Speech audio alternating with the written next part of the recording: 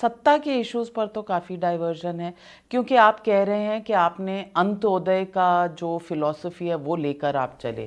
तो अंत्योदय की फिलॉसफी में 80-20 कहाँ से आता है, जो योगी आदित्यनाथ आज के दौर में उत्तर प्रदेश में कहते हैं। और इसीलिए मैं रिपीट करना चाहती हूँ, दोहराना चाहती हूँ कि आप पर हमेशा से आरोप रहा है कि आपकी आइडियोलॉजी में हिंदू राष्ट्र, आपकी आइडियोलॉजी में बेसिक कम्युनलिज्म है।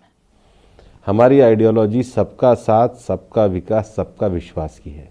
ये प्रधानमंत्री जी का वक्तव्य है, ये कहीं बीजेपी के घोषणा पत्र में नहीं है। क्या कहा है, किस संदर्भ में कहा, योगी जी बता सकते हैं, लेकिन हमारी आइडियोलॉजी सबका साथ, सबका विकास, सबका विश्वास की है। प्रधानमंत्री जी का कोई भी स्कीम और कोई भी योजना पूरे देश के कल्याण के लिए। So Ila, I want to ask you this question. Ideology is one part of the story, economic ideology is one part of the story, लेकिन कहीं ना कहीं चुनाव जीतने के लिए जो तुष्टीकरण कांग्रेस का पसंद नहीं आता है, वो किसी ना किसी तरीके से पोलराइजेशन में लाना शायद मजबूरी है बीजेपी की। See, what I looked at is not the election campaign, but the statistics that were there for the welfare programs.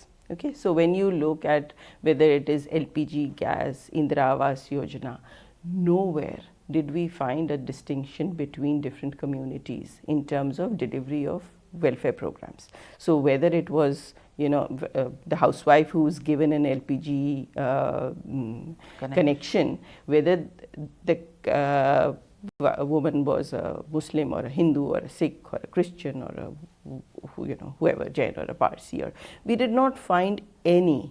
And I given my background and my friends and everybody who would say, oh, but it's there. So I challenge anybody to find one episode where a distinction was made on the basis of religion in the economic welfare programs, which I thoroughly studied.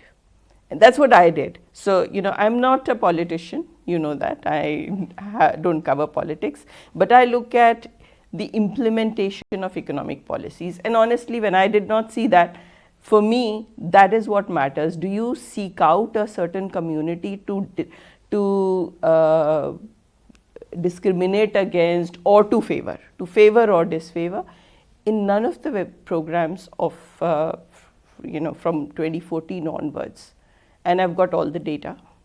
And I've got the election data. So open challenge है, open challenge है ईला पटनायक जी दे रही हैं कि कोई भी अगर आकर इस मुद्दे पर आपसे बहस करना चाहे, तो आप उनको प्रूफ के साथ डेमोन्स्ट्रेट कर सकती हैं कि कहीं पर भी डिस्क्रिमिनेशन religion पे नहीं। Correct. So I am sitting with all the election commission, all the election data which I've got from the election commission website, and map as well as all the welfare programs and the aspirational districts which we also refer to, those programs, and nowhere was one able to find any favor or disfavor based on community. तो मैं पूछना चाहती हूँ भूपेंद्र यादव जी, ये आपने बहुत smart move किया है। पॉलिटिक्स की बात आप करते हैं, इकोनॉमिक्स का सर्टिफिकेट आप ईला पटनायक से ले लेते हैं, और history and rise of the BJP के दो वाटर टाइट कंपार्टमेंट्स बना देते हैं। Political rise is being proved bye economic rise, but economy welfare schemes का जो टिप्पणी है वो पॉलिटिक्स पर नहीं हो रहा है, इसलिए आप भी नहीं करना चाहते कि ये 80-20 योगी आदित्यनाथ समझाएंगे। क्यों भाई, योगी आदित्यनाथ जी क्यों समझाएंगे? बीजेपी पे किताब लिखने वाले क्यों नहीं समझाएंगे? देखिए, बीजेपी का पर्सपेक्टिव एक नेशनलिस्टिक मूवमेंट का पर्सपेक्टिव है। बीजेपी देश की सेंट्रल स्टेज पार्टी है। बीजेपी एक ऐसी पार्टी है जिसको हिंदुस्तान में कांग्रेस के अलावा दूसरी पार्टी जिसको लगातार मैंडेट मिला है।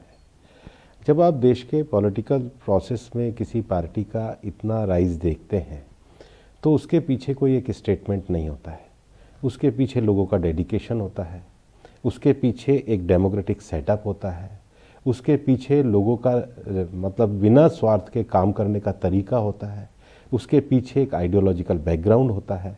और इस आइडियोलॉजिकल बैकग्राउंड के होने के बाद बीजेपी 77 में जनता पार्टी में हमारे लोग सत्ता में आए, फिर अटल जी के राज में हम यूपीए में सत्ता में आए, फिर प्रधानमंत्री नरेंद्र मोदी जी के राज में आए, अनेक राज्यों में हम आए, अनेक राज्यों में राजनीतिक परिस्थितियों के कारण हमारी सरकार गई।